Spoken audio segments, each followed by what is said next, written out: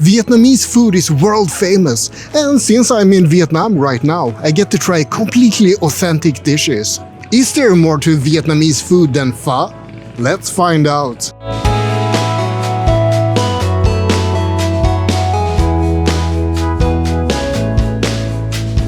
You can't really visit Vietnam without trying a banh mi. It's a perfect illustration of how the East and the West have met in Vietnam. It's a French baguette with Asian fillings. In fact, it might be a little bit too Asian. I asked for a spicy one, for some reason. Oh well, here goes. I'm not dead so far. It's a little bit spicy, but perfectly edible. I made a good decision today. This was fried pork, I think. Quite nice.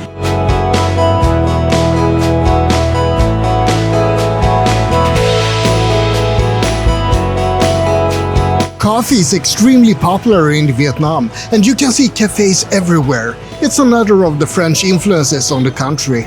But if you're waiting for me to try one of those famous egg coffees, well, then you're gonna have to wait a long time, because I don't drink coffee. My first spring rolls in Vietnam, and they're quite lovely, made by a mother and daughter who runs a cafe by the Hanoi Train Street.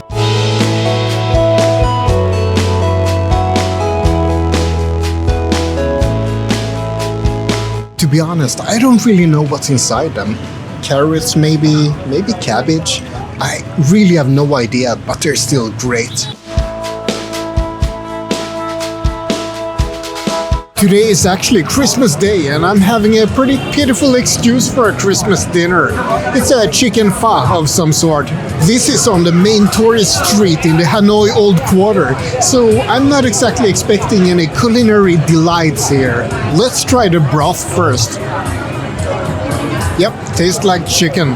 I'm not exactly sure what I expected, but I think I got it. This is never gonna win any prizes, but it's perfectly fine comfort food. Everything was just okay, but just okay is still pretty good for Vietnam. And there's something to be said for having dinner in the middle of Beer Street, full of drunken tourists and cheesy Christmas music in the background. But I have to say that the chicken is pretty dry. It's like it's been on a desert pilgrimage or something.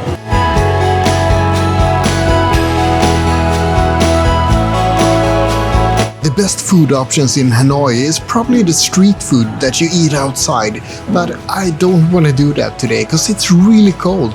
So instead, I'm having a pizza by the railway station. Vietnam has created an impressive fusion of Eastern and Western food culture, but the question is, can they make good pizza? I guess we'll have to find out. Quite doughy. And it doesn't really taste all that much except for cheese. It's not gonna have top grades, this pizza. But seriously, for a country that does amazing baguettes, I'm not sure how they screwed up the pizza bottom this badly. Ooh, and look at this, I'm having pineapple pizza. Ooh, what do people think about this? Please leave a comment if you hate it or if you like it. I'm just trying to get you to comment either way.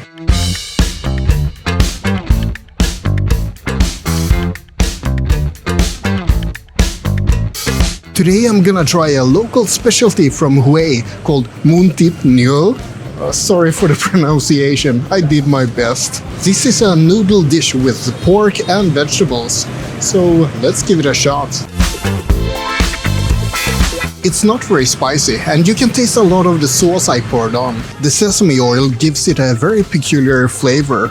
Very Asian, if I'm allowed to say that. The noodles are very soft and fluffy, and the texture is really interesting because there's nuts to break off the softness.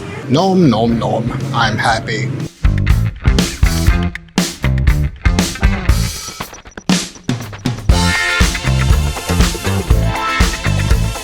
This may look like a Vietnamese beer, but it's actually a Danish beer that's brewed here in Vietnam. Huda is a famous beer brand from Hue, but it's actually a subsidiary of Carlsberg. The name is a portmanteau of the word Hue and Danish to create Huda, So here I am, a Swede, drinking a Vietnamese beer brewed with the help of the Danish. Isn't this multicultural? Cheers to that. It's actually not all that good, but then again, I'm not a fan of Carlsberg either.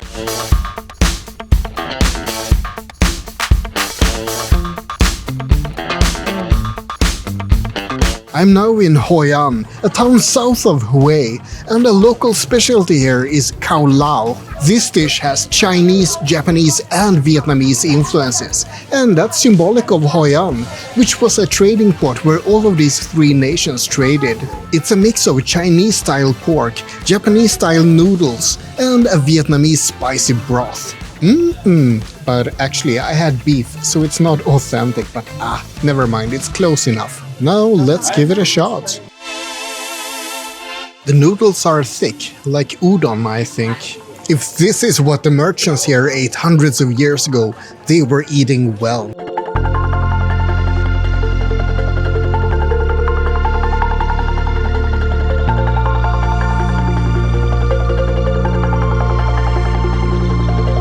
A banana pancake is something you absolutely have to try, even though it's absolutely not Vietnamese. It's only for tourists.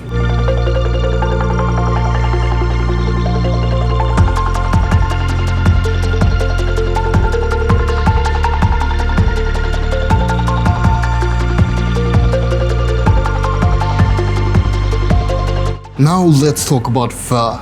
I can't really talk about Vietnamese food without talking about pho as well. This food that everyone knows and loves is a good example of French influence on Vietnamese cuisine. Some even believe that the name pho is an abbreviation of the French pot au feu, a stew. This is basically a combination of Vietnamese rice noodles and a French meat broth. And it's quite a delight. I don't really know how to use all the condiments and vegetables and stuff, but I'm just winging it. How difficult can it be?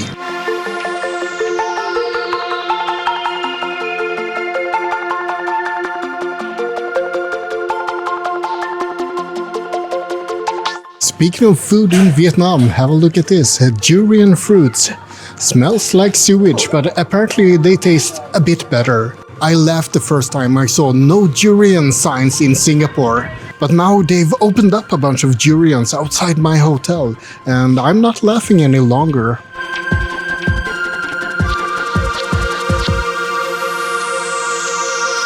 The food in Vietnam centers around a combination of 5 fundamental tastes: sweet, salty, sour, bitter, and spicy.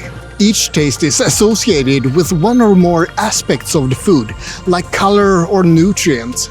And this is apparently all connected with Wuxing, a 5-pronged Chinese philosophy to describe interactions in the natural world. And China has had a large impact on Vietnamese cuisine in general. There are many dishes that have been almost directly imported from China to Vietnam. For example, Hoan Tan, which is almost the same as a wonton dumpling. Almost, but not quite, cause the Vietnamese have taken the Chinese dishes and put their own twist on them. And when talking about influences on Vietnamese cuisine, we of course have to talk about the French.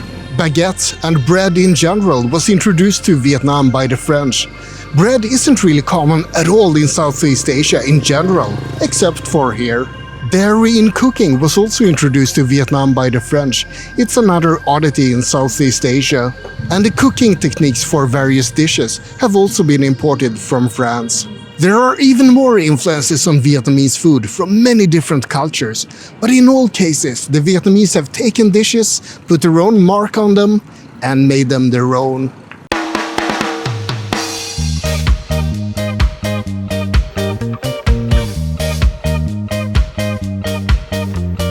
Around the Mekong Delta, you can find a dish called Bun Thit Nuong. It's a sort of crispy crepe, and the name actually means sizzling bread. And it sizzles because of the pan it's cooked in, so the name almost means pancake, doesn't it? It's a savory pancake though, and not a sweet pancake. And that's actually how I like my pancakes in general.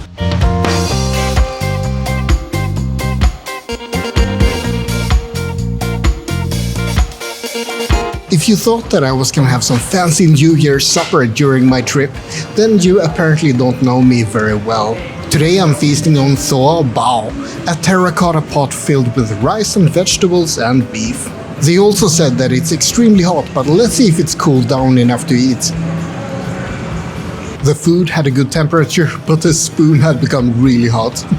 Really nice flavor, and I'm just dropping my food all over the place. Let's try that again. It's a really nice flavor and a pretty simple dish, but it tastes really nice. The beef is maybe a little bit overcooked. I can't talk too loudly right now because the cook is standing right next to me. Cheers for simple but good alternative New Year dinners.